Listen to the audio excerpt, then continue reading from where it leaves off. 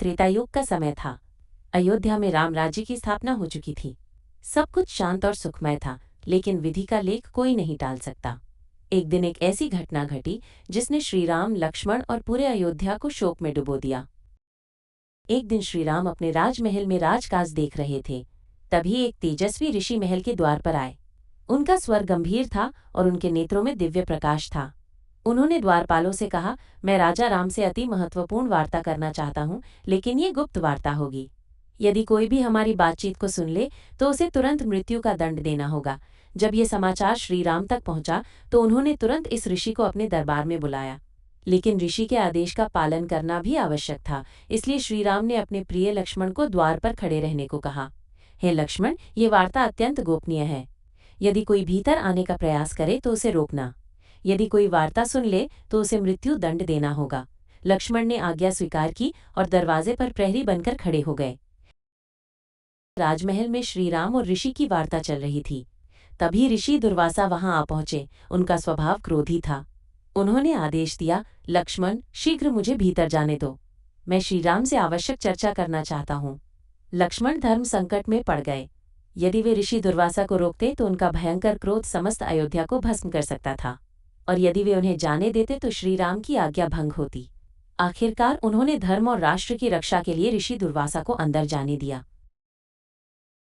जब ऋषि दुर्वासा महल के अंदर गए तो श्रीराम की गोपनीय वार्ता टूट गई। इससे उनका वचन भंग हो गया। अब श्रीराम के समक्ष सबसे कठिन निर्णय था, अपने ही भाई लक्ष्मण को मृत्यु दंड देना। श्रीराम अपने सिंहासन से उठे और व्यथित स्वर में बोले, हे लक्ष्मण, तुम मेरे प्राणों से भी प्रिय हो, लेकिन मैंने वचन दिया था कि इस वार्ता को जो भी सुनेगा उसे मृत्यु मिलेगी। यदि मैं अपने वचन को न निभाऊं तो मेरा धर्म भ्रष्ट हो जाएगा। ये सुनकर लक्ष्मण मुस्कुराए। उन्होंने सिर झुकाकर कहा, प्रभु, मैं तो सदा से आपका सेवक हूँ। मेरा ये शरीर तो मात्र एक माध्यम था।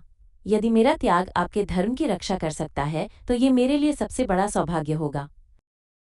श्रीराम की आंखों में आंसू थे। उन्होंने अपने अधरों को कांपते हुए खोला और बोले, हे लक्ष्मण, मैंने तुम्हें अपना भाई नहीं, अपने प्राणों का अंश माना था, लेकिन आज विधि का विधान कुछ और ही है।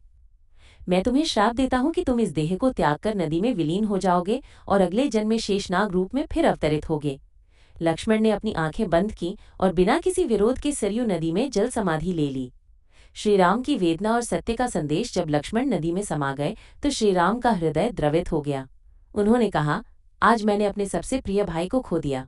लक्ष्मण केवल मेरा अनुज ही नहीं बल्कि मेरी आत्मा का अंश थे। इसके बाद श्रीराम ने भी अपना अर्थली रूप त्याग दिया और सरयू नदी में प्रवेश कर वैकुंठ धाम चले गए।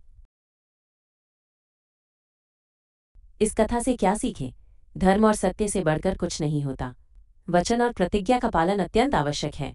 लक्ष्मण का बलिदान और श्रीराम की वेदना हमें त्याग और प्रेम का अद्भुत उदाहरण सिखाती है। अगर आपको यह कथा पसंद आई हो तो कमेंट में जय श्री राम लिखकर अपनी भक्ति प्रकट करें।